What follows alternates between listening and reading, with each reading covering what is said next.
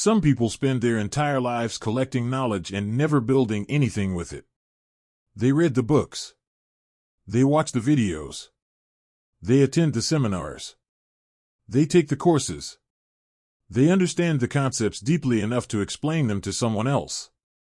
And yet, when you look at their life, nothing has moved. Nothing has changed. The shelves are full. The life is empty. And somewhere inside, they feel it. That quiet frustration of knowing so much and having so little to show for it.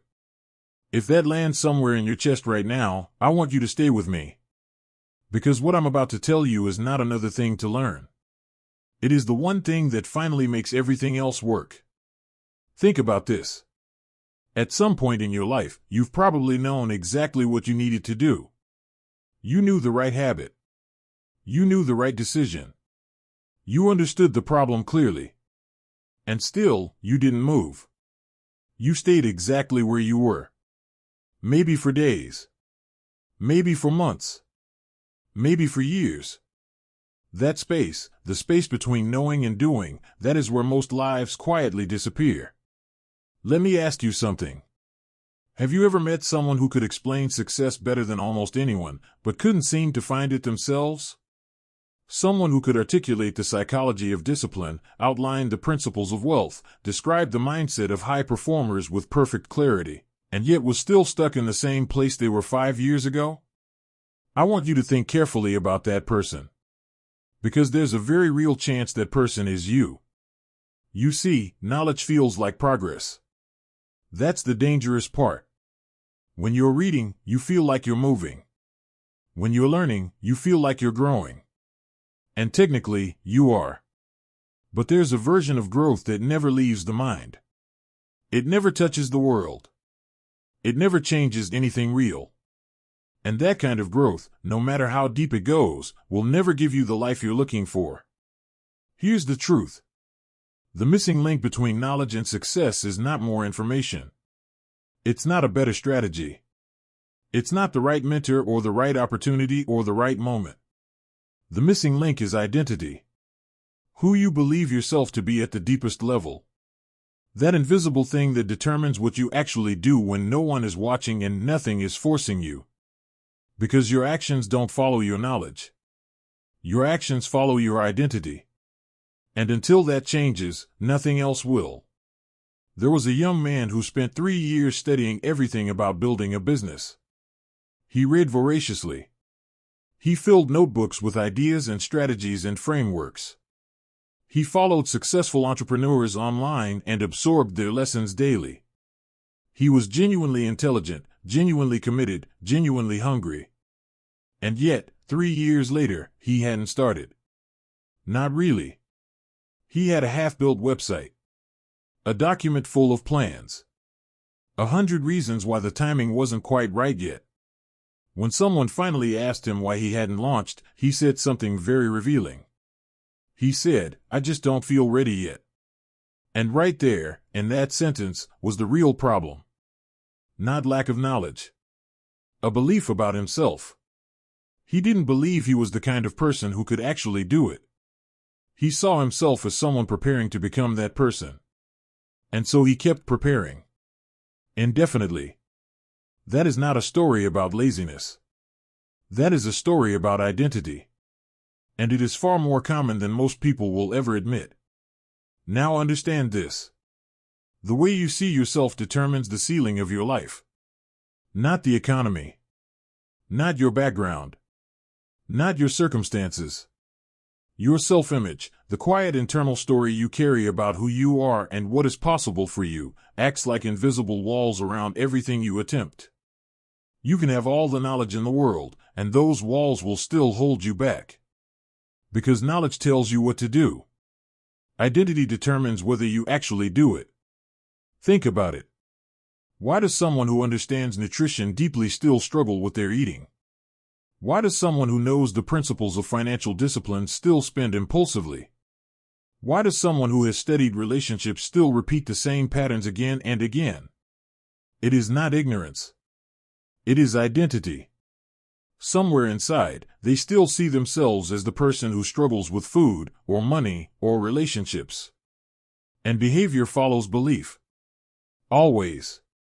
Ask yourself this honestly. When you imagine a version of yourself 5 years from now, fully successful, fully aligned, doing the work and living the life, how familiar does that person feel? Or does that person feel like a stranger? Like someone you admire from a distance but can't quite see yourself becoming? That gap between who you are now and who you know you could be, that gap is not filled by learning more. It's filled by becoming different. Most people never realize this. They think the solution to being stuck is more input.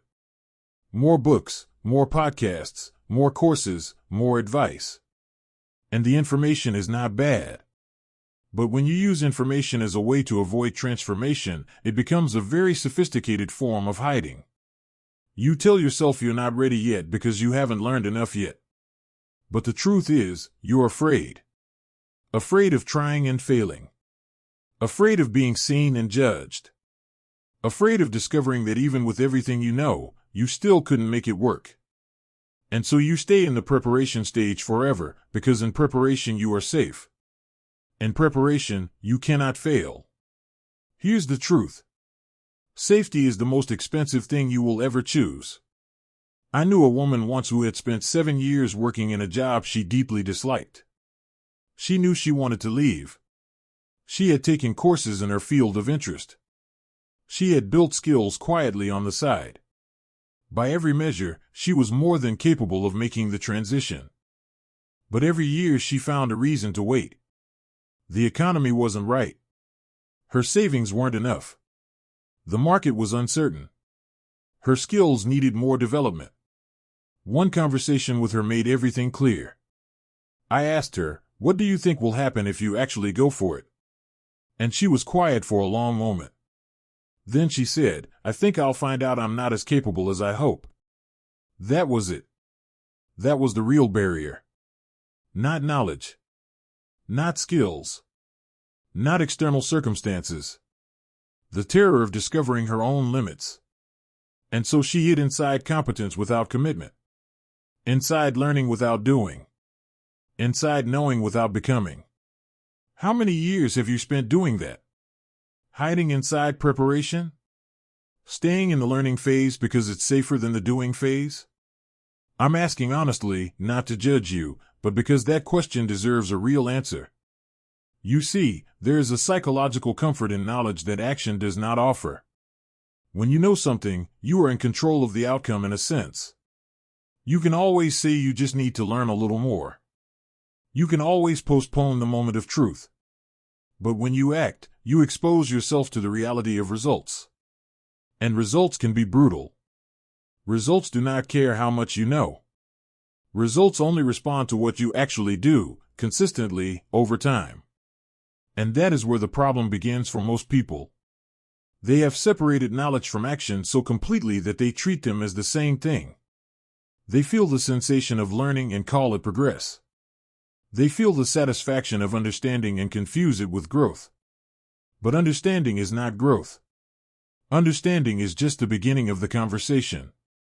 Growth is what happens when you take what you understand and let it change your behavior, your choices, your daily patterns, the way you actually live. There was a father who wanted to teach his teenage son the value of money. He sat him down and explained everything. The importance of saving. The danger of debt. The power of investing early. The son listened, nodded, and seemed to genuinely understand. Years later, that son was deeply in debt, spending recklessly, and living in financial stress. The father couldn't understand it. He said, "I taught him everything I knew." But he had only taught the knowledge. He had never helped the son experience the identity of someone who respects money. He had filled the mind but left the character unchanged. And character, not knowledge, is what drives real decisions under real pressure. That is the missing link in almost every area of human growth. We educate the mind and neglect the identity. We fill people with information and wonder why nothing changes. The answer is always the same. Because the self-image never shifted. Because the person still fundamentally sees themselves the same way they always have. Now I want to be careful here, because this is not about faking a new identity. It is not about affirmations alone or visualization or thinking positively. Those things have their place, but identity change is not a mental trick. It is a lived process. It happens through action. And here is the profound paradox that most people miss. You don't wait until you feel like a new person to act like one. You act like the new person, imperfectly and uncomfortably, and the feeling follows. The identity forms around your behavior, not before it. Think about that. Most people are waiting to feel ready. But readiness is not a feeling that arrives before the action. It is a feeling that grows through the action. You become the writer by writing badly at first. You become the entrepreneur by running a business imperfectly at first. You become the disciplined person by choosing discipline on the days when it feels hardest. Every single time you act in alignment with who you want to become, even when it's uncomfortable, even when it doesn't work perfectly, you are casting a vote for that new identity. And slowly, quietly, the identity changes. Ask yourself this. What would the person you want to become do today? Not eventually. Today. In the next hour. With the resources and time you currently have. What would that person do? Because the answer to that question is not a piece of knowledge you are missing. The answer is already inside you. And the only real question is whether you are willing to act on it. Let me tell you about a man in his mid-40s who had been an amateur painter for most of his adult life. He was genuinely talented. People who saw his work consistently told him so. But he had never shown his work publicly. He had never sold a piece. He called himself a hobbyist because, as he explained, he wasn't sure he was good enough to be called a real artist. One day someone asked him how many paintings he had made over the years. He counted. More than 400. 400 pieces of work, tucked away in a spare bedroom. And still he didn't see himself as an artist. Because the identity had never caught up to the evidence. He had all the proof in the world that he was an artist. But his self-image had not absorbed that proof. He was still walking through life as the person who paints sometimes, not the person who is a painter. The moment he allowed himself to adopt that identity fully, something shifted. He started making different decisions. He entered a show.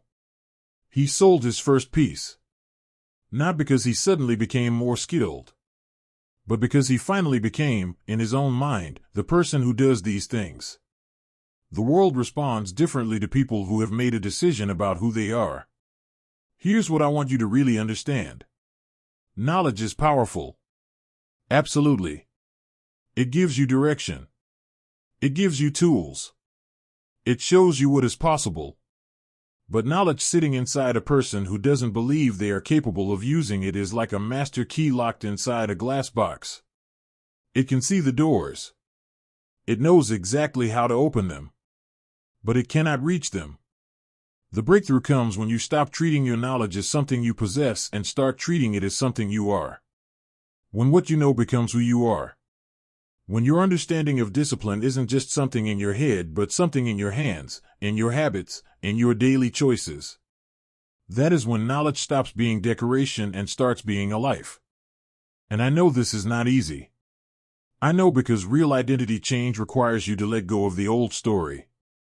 And the old story is comfortable. It is familiar. Even when it is painful, even when it is limiting, the old story feels like home. Letting go of it means stepping into uncertainty. It means admitting that you are not who you have been telling yourself you are. It means accepting that the life you have been living has been shaped by a self-image that was never entirely true. That is uncomfortable work. But it is the only work that actually changes anything. Most people will read this and nod. They will feel it in the moment. They will think, yes, this is exactly it. And then they will go back to their lives and continue doing what they have always done. Not because they don't understand. They understand perfectly. But because understanding is not enough. Something deeper has to shift. That something is a decision. A quiet, private, non-negotiable decision about who you are going to be from this point forward. Not who you will try to be. Not who you hope to become someday. Who you are. Present tense. Right now. Regardless of your history, regardless of your failures, regardless of what others believe about you or what you have believed about yourself. This is the decision that changes everything. Not the book you read. Not the course you take. Not the strategy you discover. The decision about your own identity. That decision is the missing link. There is a version of you that keeps gathering information, waiting to feel ready, preparing for a moment that never seems quite right. That version of you is deeply intelligent, deeply capable, and completely stuck. And there is a version of you that decides. Not when the conditions are perfect. Not when the fear is gone. Not when every question is answered. That version decides now, with what exists now, as who they are choosing to be now. And they act from that decision. Imperfectly. Consistently. Courageously. One version stays exactly where they are, surrounded by everything they know, waiting for life to change on its own. The other version builds something. Makes mistakes. Learns through doing. Falls short sometimes. Gets back up. Slowly, undeniably, becomes a different person. The knowledge was never the missing piece. You were never missing information. You were missing a relationship with yourself that was honest enough and brave enough to say, I am the person who acts on what I know. I am the person who does the hard thing. I am not waiting anymore. That is the missing link. It has always been you. The version of you that finally stops hiding inside knowledge and starts building a life with it. That version has been waiting long enough. It is time.